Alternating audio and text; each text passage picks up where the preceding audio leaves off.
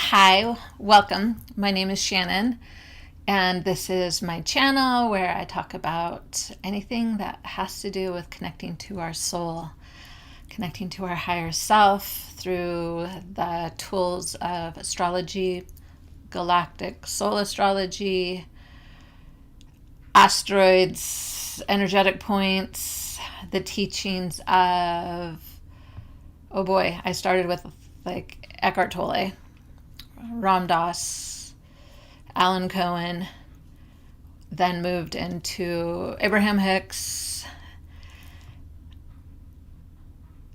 Who else? Oh, the Law of One, the LL research, the raw materials, translations, channelings from the early 80s, and A Course in Miracles.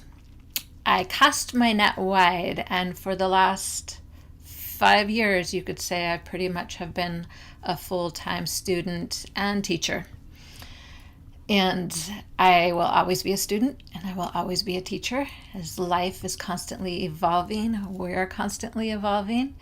And for me to share what I'm sharing, Chiron and Chariklo,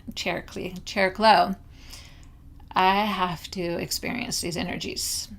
I can read about them, but I have to experience them. Even when I first was introduced to Chiron, I was experiencing a spiritual awakening when Chiron went into Aries, and I've shared these with some other videos, but I really want to paint the picture of being the experiencer and the witness. Chiron, I'm going to be talking about today, is the experiencer experiencing the wound. Chariklo is the witness, witnessing the wound. So I've experienced this, and it really, if you know astrology or not, I do my best to explain in a way to where anyone can hear this and get something valuable out of it. So zodiac is the path through life. That's what it translates to. And something else I don't remember, but path through life. So it is us experiencing life on earth as it is in heaven. It is being able to read the language of the zodiac. And to me, I can only read that language when I've experienced it. Otherwise, I just know information. And I stand by this, and I will say this. Is to truly know something, we have to live it. We have to experience it. We have to walk through life as that. And the astrology, the zodiac, the galactic astrology, our soul history, we are activating that within us. And as you will see in the chart that I show you of how these energies have come into my life and how I've been experiencing them, is through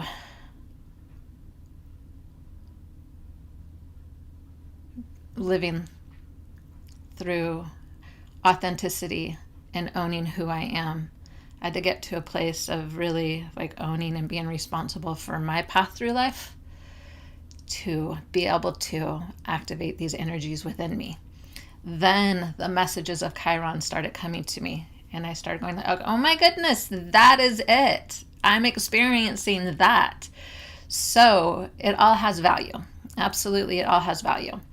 And then Chariklo came into my life a year ago. I had, you can call them downloads, you can call them inspiration, you can call it channeling. I woke up one morning and I had these messages come through to me about just like witnessing and holding space for myself and being able to hold space for others. And a couple days later, I had been watching Heather Ensworth's videos, but I came across where she was having a chat with Melanie Reinhart. And Melanie Reinhart, they were talking about Chariklo. And it was more towards the end of the video that Melanie Reinhart shared the energy that what was coming to her about how we can use, and like I don't like verbatim like what she said, but just really what Chariklo is offering us was verbatim what had come to me. So again, it came to me as I was experiencing it. I was witnessing this within me, and then the information comes to me. And that's how I've come across galactic astrology, and that's how I've come across being able to talk about some of these energies, because I'm actually experiencing them. And then I look at the placement in the sky, and I look at some of the characteristics, some of the orbiting patterns, and more comes to me, more makes sense. So that is what I'm sharing with you today. Chiron and Chariklo, living the mythology, learning to walk on earth as in heaven, learning to open ourselves up to these energies and walk the walk, the Aquarian age, to unlock our natural gifts, to be all of who we are, to add to the collective, to add to the whole of all else by being our authentic and being who we are. And that's part of what we're going to get into with Chiron and the wound. The wound is not knowing who we are and tapping into that and becoming one within, so we can become one with all. There is an example of the transits to my natal chart. I always like to share an example so you can see how it works. Like, these messages first started coming to me, and then I was able to open myself up and start getting curious and asking questions. And then I was synchronistically guided to discover about Chiron. Synchronistically, like I shared, guided to share and to start experiencing Chariklo. If we were going to call me like anything, like, I'm an intuitive. So I intuitively know. I intuitively open myself up to these energies, and then these messages come through. And it becomes where it's not, I don't try to do this. I allow myself the flow of energies to come. I allow the fullness of my experience. And then I'm able to be like, oh my goodness, then I can tell the story through the astrology. I can validate that, yes, this is the language of spirit. The zodiac astrology, galactic astrology, the dwarf planets, the asteroids that I'm talking about today, that is the language of spirit. And I can find the language and find the tools and the resources to help others to experience the same, because we are learning to walk the walk. The Aquarian age is walking through life, walking through the zodiac, experiencing all of it. This is one of those things that has come to me. I might have read it somewhere.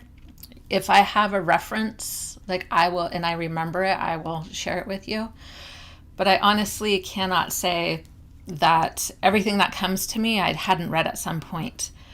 I will never say I coined a phrase or that came from me, because that I do not know. Because as I said, I've been studying, meditating, going within, being guided to read information, studying Course in Miracles, the raw materials, the Law of One, and lots of other resources, and allowing myself, as I shared, to open up. So I might have read this somewhere, but it just came to me the other day as quite obviously, in mythology, the immortal is the nonphysical. The mortal is the physical. The wife is the feminine aspect. The husband is the masculine aspect. So it is as within, so without. And part of our evolution is we will eventually be raising children to know who they are, to allow them to express their passion, express who they are, provide a comfortable environment for them, and then they make a life out of it. I've shared this before.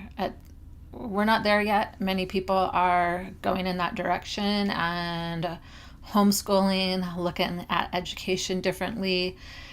I've heard astrologers say that astrology will be taught in school one day. And we are going in the directions of knowing ourselves first, remembering who we are, and then raising children to create a safe environment for them to be all of who they are, and then they will passionately live their lives. And that is that wife, that feminine within, that husband, that masculine within. Then you choose a wife. Then you choose a husband when you know who you are. And that is part of our evolution. So that's, again, this just came to me and it was very clear. And it's helpful to have that experience, because then we're looking at trying to discover Chariklo or Chiron, and we're looking at like what others are saying about these two asteroids without really like, how is this showing up in my life? How is this showing up in my relationships? And taking it from an inward journey out to really understand these energies, or we're always going to be listening to more and more of what others' experiences are without experiencing it ourselves. So just inviting that in to ponder. As I said, it just came to me and it seemed very clear and very obvious, and I wanted to share that as a reminder, as planting a seed, as a way of shifting perspective, if that feels good to you, and allowing to see what comes in.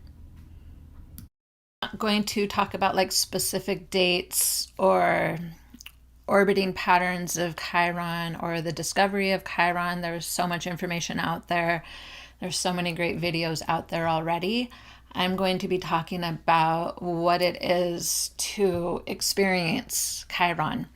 Chiron is the masculine aspect of us experiencing the wound.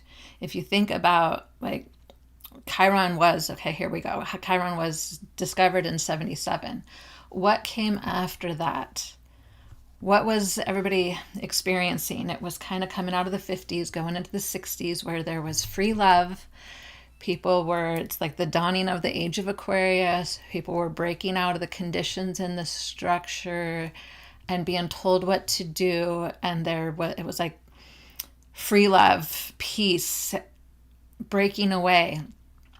There was a lot of like sex and drugs and escapism and kind of really wanting to know who self was. And it's interesting because then Chiron's discovered, like the wounded healer. It's like, oh, maybe that's not really what I want to do. Like I want to heal and I want to know who I am, and why I love Chiron and Aries right now. And for the experience of Chiron to kind of be exploding right now is because we are ready. That's part of our evolution, is to heal that core wound. The core wound to me is not knowing who we are. And it's in Aries, and it's been there for a long time. And like after the North Node in Aries, of like where we're like the nodes of fate, where we're headed, what we're learning through this conjunction during this time is rising to that, integrating those wounds, like, oh, feeling safe, creating more portals, more openings within ourselves does the same for others. So we're going through, and a lot of us are pioneers, we're going through this massive transformation of knowing self, and then the relationships with ourselves and the relationship with others. So the wounded healer, like healing others. Like there's a lot of healers out there right now, still going through healing, still trying to figure out self. And there's also, like there's a teaching in the Course in Miracles, and there's a lot of focus on the unhealed healer. So saying that like you'll be unhealed still if you're like healing others. And really talks about like teachers of God, so like fully integrating those wounds, fully healing and being healers from a healed place.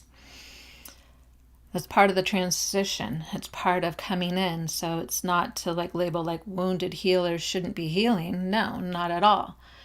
There's pioneers, those ones that go first. There's ones that are pushing through. There's ones that are paving the way. There are the ones that are willing to stumble, willing to go their way through the dark, and not as in darkness as a bad place, but just that beauty of the unknown and discovering. So that is part of it. And also another part of Chiron is the maverick. I'm not going to follow your policies. So I'm not going to do what you're telling me to do. I'm going to pave my own way. So this is Chiron really wanting to pave a way. This is the masculine. This is the I'm going to experience a wound.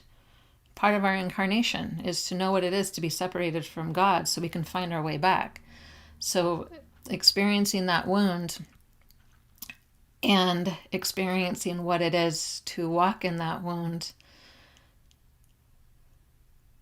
to explore it, to allow it to teach us, to get the gifts so we can integrate those wounds and help others on their path so we can shine the light. I mean, like, we got you. This is the way is safe. That is how I see Chiron. Being able to live and bring to action the masculine aspect of the wound. And this is where Chariklo comes in. This is the beauty of mythology. This is the beauty of the masculine and the feminine. This is the beauty of experiencing all. There's always more to the story. This is my Chariklo is my woman, my goddess. A guide during these times, has been for a year, has been so relevant in my experience. And to have come into Chariklo through inspirational messages, through downloads, through like channeled, I literally wake up every morning and I have like new inspiration. And I've learned to witness this without losing self. Been able to hold space, love unconditionally, allow the wounds to be expressed without trying to fix. I've allowed myself to experience that. The gifts of doing so has opened me up to more coming through. This is the gift that Chiron gives us. This is the gift that Chariklo gives us, is the ability to evolve during these times. And the interesting part about what I did research and look up is, because I do like to know some of the orbs, I just don't memorize it. It's not my center of focus.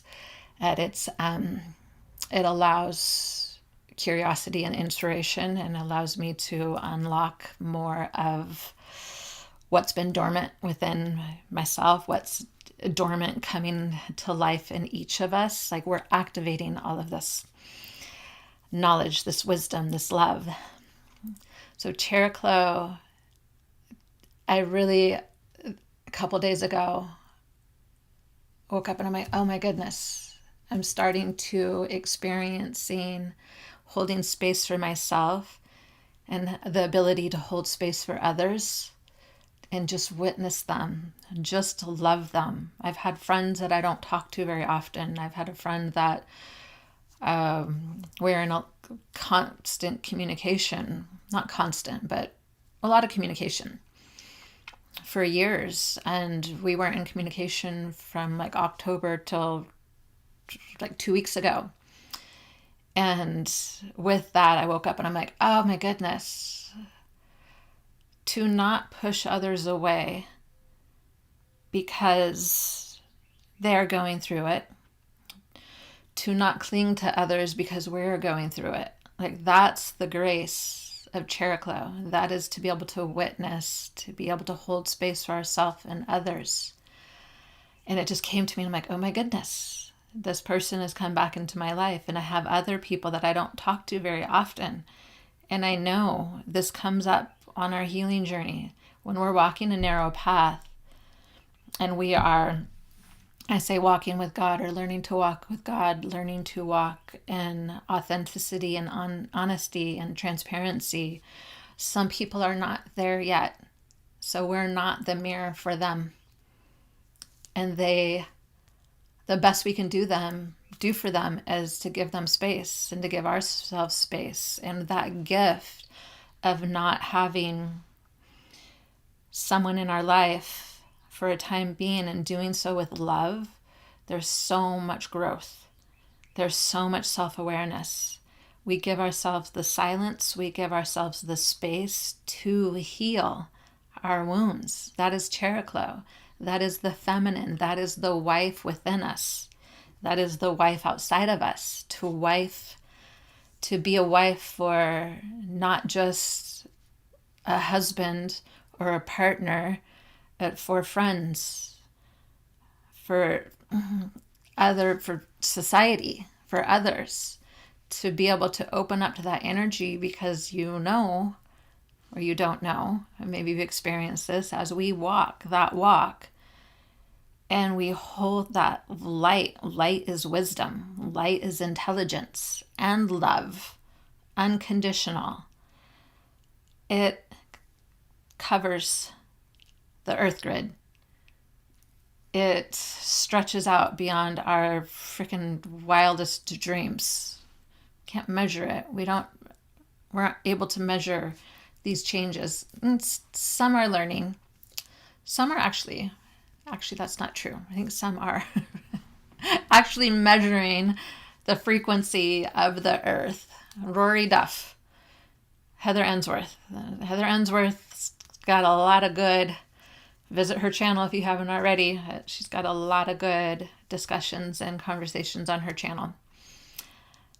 And I know Pam Gregory as well. They have been two pioneers of going first in astrology, which is beautiful. So back to Chariklo. We actually are able to embody and witness that and hold space for others. And when we can witness within ourselves, when pain comes up, when frustration, when we want to attack others, when we want others to be wrong, when we want others to heal, thinking if they heal, then we'll heal. If they try to please us or we get somebody else to please us, it's a temporary fix. It does not last. But when we can integrate and we can hold space and we can witness our own wounds and we can express and experience our own wounds and feel safe in that, then we're truly able to take it to another level and do that with others. So I've been having these experiences. I'm like, that is Chariklo. Chariklo, the nymph. Chariklo that shifted into a centaur to be with Chiron. What does that do? Like her ability to change form, her ability to morph into other, to be what is needed to experience the wound and to feel safe and loved while experiencing that wound. That is the mythology to kind of bring that down to our experiences with my friend. To love her and leave her in her space and to leave myself in my space, because everything is always happening for us when we really tune in to all that is. And one thing that hurts my heart is when I hear people attack others or say they have to leave others behind. And there's so many messages out there and it's coming from a projection of wounds. I get it. Yet when we're able to love ourselves through those wounds, we're able to witness, we're able to experience them fully from self, we won't have to push everyone away. We won't have to push anyone away. We'll be able to fully experience what we are meant to experience, because there's no mistake. There's a divine plan to everything. Chiron was discovered at the perfect time for our transition into this golden age, to this new earth energy. Chariklo, 20 years after. Okay, you've been experiencing that wound collectively. Now let's start loving and witnessing and holding space and allowing that wound to be expressed without trying to fix, without trying to cover it up because we're afraid, to do so with love. And all of this is coming now, even like in the North Node, is coming to be collectively healed because we are integrating these energies. Now we are healing Aries, especially with the nodes. The nodes being just a heightened, like a spotlight shining on the wound of the inner self, or the wound of, like Aries, who am I? With Libra, the axis of Libra is the south node. You don't even need to know more than this. Just know that, like, a collective south node of healing people pleasing, healing thinking, doing for others will make us happy. And learning that when we actually take care of ourselves and love ourselves, we're able to fully be present and to love others and to be in relationship with others because we've learned to be in relationship with ourselves. Those are the energies that are being heightened right now. And they are very strong and very relevant. And the mythology, Chiron gives up his immortality. Like, that wound does not live forever. It does not live forever. It morphs and it changes. And once it is no longer needed to become one, and we merge and we use whatever wound we healed from, there may be more. We have Chiron going into Taurus next, so there will be more because we're evolving. Yet for this part of the journey, we can master it. Two can become one when we allow the fullness of it. And in that, we are ready to move forward, to walk forward into the next section of the path, the zodiac, and to do that with love and harmony. And to me, it is about mastering self. We are learning that we cannot be the keepers of the universe, that we cannot fix others. It is not for us, and it hinders our own growth, and it hinders others.